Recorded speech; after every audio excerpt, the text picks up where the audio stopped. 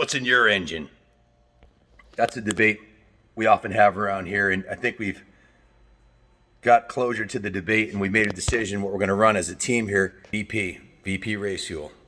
For probably 100 different reasons. I'll start by saying, of the staff we have here, just the top 4 techs out of the 18 guys that work here have a combined total of 142 years of service fixing motorcycles and prepping motorcycles for races. And amongst the riders that work here, we have 47 championships. And I have the list right here. I actually took a poll from the guys today, went around and talked to them. Championships in road racing, let's see, motocross, enduro, supercross, ATV, road racing, trials, and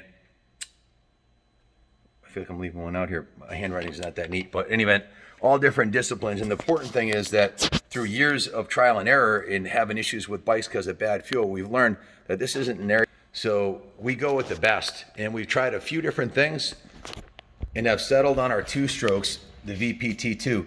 We were mixing VP110, but this is a non-oxygenated fuel. That doesn't mean it's a bad fuel. It's actually good for a lot of applications, but the oxygenated characteristics of T2 actually put down more horsepower on the dyno, 2 horsepower more with the oxygenated versus the VP110, and that's about 5% on a 45 horsepower bike, which is a huge gain. We didn't test it back to back with a standard pump fuel because we decided a long time ago it's not worth it. Those are some of the championship plaques, all these #1 plaques up on the roof here. We've won a combined total of 47 championships in all different disciplines and a few national championships. Billy Blythe, one of our resident road racers, won a couple national championships in the 600 super bikes and in trials.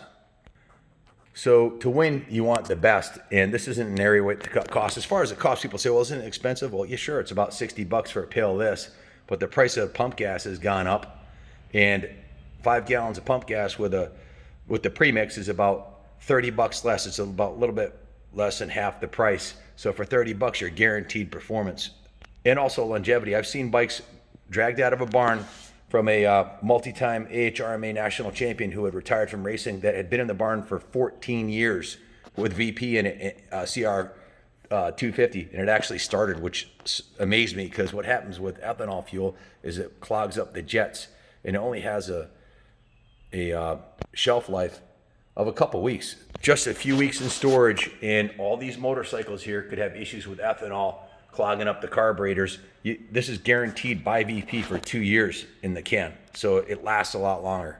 VPT2 is a leaded oxygenated fuel. It's 105 octane, which is more than sufficient to provide all modern 2-strokes with protection from detonation.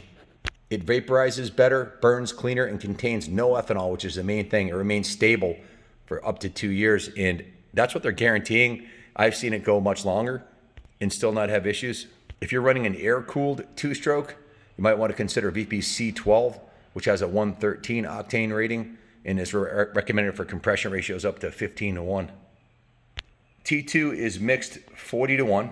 It's pre-mixed in the can from VP. Most motorcycle manufacturers require this JASO certified 2-stroke oil, premium 2-stroke oil, and VP doesn't state on there whose oil they're using, but the industry experts that I've read online seem to think they're using Maxima 2-stroke oil, a synthetic 2-stroke oil in the premixed T2. Leaded, oxygenated, premixed, and super stable, and also produces more horsepower, which when you spend all the money to drag your butt to the racetrack and your entrance fees and consider what it costs to get out on a track on a Saturday and time and effort, fuel's not an area to cut corners.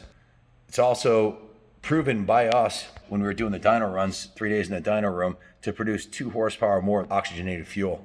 You know, although the dyno is a measuring tool just like the scale is, when you ride the bike, it seems to run crisper. Any pinging or detonation under load is virtually eliminated with high quality fuel. Throttle response is better, and it's a consistency that you're just not going to get with that over-the-counter ethanol fuel that they're selling at the gas station. So when second place just won't do, buy the best. And if you're traveling like we do, we travel a lot all over the New England racing at different tracks. We're going to Unadilla, New York. We're going to Southwick next weekend. You might be going up to the Cape to Wareham MX. Who knows what you're getting out of the corner gas station? And that's why you could save a couple bucks. Think about it. If you mix it 50 to 50 with this BP110 with pump gas, you're not getting the oxygenated factor of the T2 if you're mixing race fuel with pump gas. And there's also the pain on the ass of mixing it. So what are you going to save? 15 bucks in risk messing your engine up and not having the guaranteed performance of a professional quality gas. You may have to rejet with the oxygenated fuel. Engines will run a little bit leaner with an oxygenated fuel. So if you're normally running a 172 on your main jet, maybe go up to a 180 or a 190 to compensate for the oxygenation in the fuel. Although most two-strokes don't require 105 octane gas, it's a serious, for racing bikes, it's a big advantage. But even for bikes that aren't being raced, like this former national hill climber that we just restored, big air-cooled two-stroke, still going to get that consistency and guaranteed reliability of a high-quality fuel. This is a two-stroke 500cc street legal CR500 that we put on the dyno yesterday, 53.7 horsepower. Awesome machine. Definitely the candidate for the higher quality fuel, and so isn't this one right here.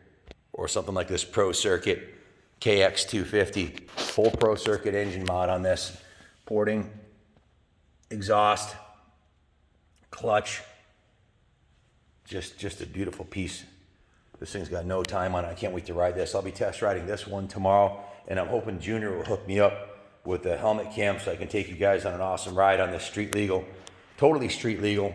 This is not pie in the sky. This is headlight, turn signals, key, horn, completely street legal CR500.